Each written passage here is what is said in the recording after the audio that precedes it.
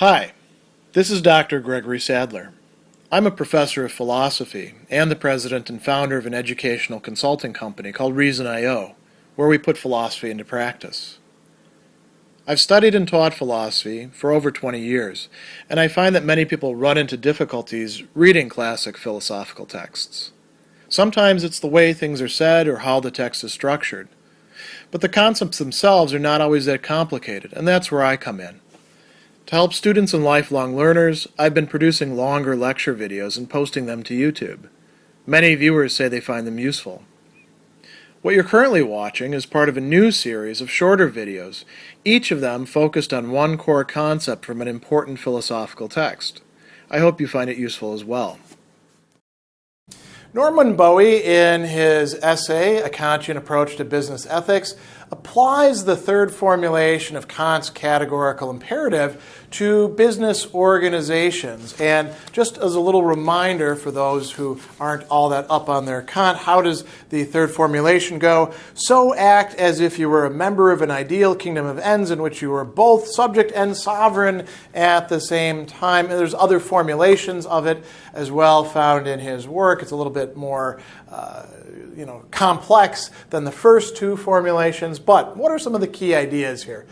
We are subject and sovereign at the same time. Subject means that we have the rules imposed upon us and we have to follow them. Sovereign means we get to make the rules. Now, it's not just us, but everybody else involved in the organization. A little bit later on in this section, Bowie will say that a Kantian views an organization, whether it's a business organization or anything else, as a moral community. Each member of the organization stands in a moral relationship to all the others. On the one hand, managers should respect the humanity and all the persons in the organization. On the other hand, each individual should view the organization other than purely instrumentally, not just as a place for them to get what they want, to extract their value out of it. They have to think of other people involved. And so part of what this means, according to Bowie, is that the rules governing the organization itself, rules, policies, procedures, decisions, practices, need to be able to be endorsed by all. That means that there's going to have to be some measure, as he points out, of democratic decision-making. It can't just be all entirely top-down, and he's going to point out as well that one of the chief implications of Kant's ethics is a moral critique of authoritarian, hierarchical, organizational structures. That would be a problem.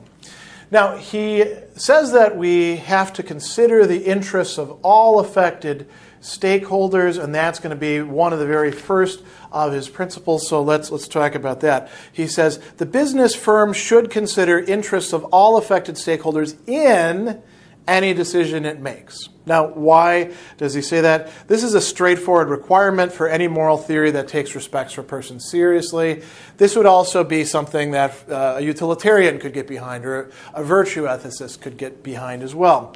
The second one, he says, though the firm should have those affected by the firm's rules and policies participate in the determination of those rules and policies before they are implemented. This goes a little bit further. This is in some respects quite revolutionary in requiring that those who are being affected, particularly the employees, by the rules and policies, have some role in the discussion. It doesn't mean that they have to absolutely decide or that they have a veto on everything, but they have to be permitted to take part in that before the rules are implemented. Now, how then do we decide how to work out what rules to have?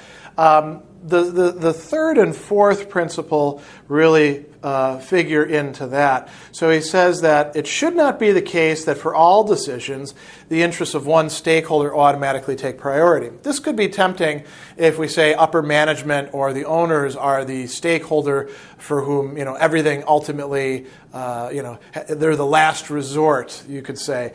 They're the ones that everything ultimately has to cater to, and everybody else is kind of second class citizens, if you like, for that. That would be a fundamental problem. So Bowie says that, no, you can't do it like that. It could be that in many cases the interest of one stakeholder would take priority.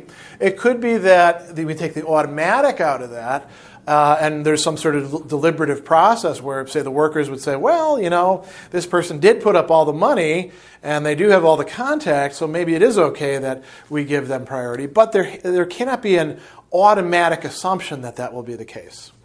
The fourth one rules out deciding things on purely utilitarian grounds. He says, when a situation arises where it appears that the interest of one set of stakeholders must be subordinated to the interests of another set of stakeholders, which is very commonly the case, is it not, in business decisions? That decision should not be made solely on the grounds that there's a greater number of stakeholders in one group than another. I think that we could actually add to this and say that perhaps we should also rule out one group being given automatic priority on the basis of prestige or social standing in some respect. So this is important because it says, again, you can't just do a poll or see who's being affected on utilitarian grounds. You have to actually think this through on Kantian grounds. The fifth one, pretty straightforward for Kantian capitalism. No business rule or practice can be adopted which is inconsistent with the first two formulations of the categorical imperative. So, for example, the practice of renegotiating contracts under duress, clearly a violation of both the first and second formulation of the categorical imperative. Can't do that, right? Requiring employees to not take overtime hours when there's more work to be done, so not allowing them to bill overtime hours as overtime hours, doing sort of creative payroll accounting, that would be ruled out. That would violate both, again, the first and second formulation of the categorical imperative. And we can think of many other examples as well. The last two rules have to do with the requirements for the firm, you could say, outside of the firm itself, although it would also include that. So the sixth one says, every profit-making firm has a limited but genuine duty of beneficence. And here he's got a really interesting discussion about this that's worth looking at. He says, if corporations have benefited from society, they have a duty of beneficence to society in return. So there's an if-then. And then he says, corporations have indeed benefited. How? Society protects corporations by providing means for enforcing business contracts. It provides infrastructure which allows the corporation to function. What do these include? Roads, sanitation facilities, police and fire protection. An educated workforce is part of that very infrastructure. And he says, few would argue that corporate taxes pay the full cost of these benefits. This is particularly acute in our time when some of the largest corporations pay very little corporate taxes because of the way they have used the code. So that's an important issue. Notice he doesn't say universal beneficence. It's a limited requirement, and it's up to the company where they want to devote those beneficent acts or services or products or anything like that. But they really do have a duty under Kant's view.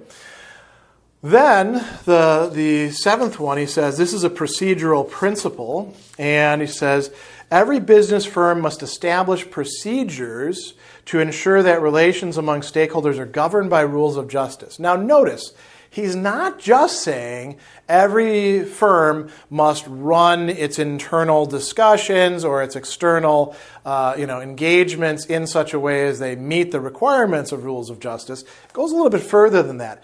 Every firm must establish procedures. They have to set down some sort of rules, some sort of policy that makes sure that justice is actually going to be observed in the relation between the different stakeholders. This is central to the company being a moral community, and it's central to this formulation where we are both subject and sovereign, and we have to create rules that show us how things are going to be done. So this is how the third formulation of the categorical imperative would apply to business organizations according to Bowie.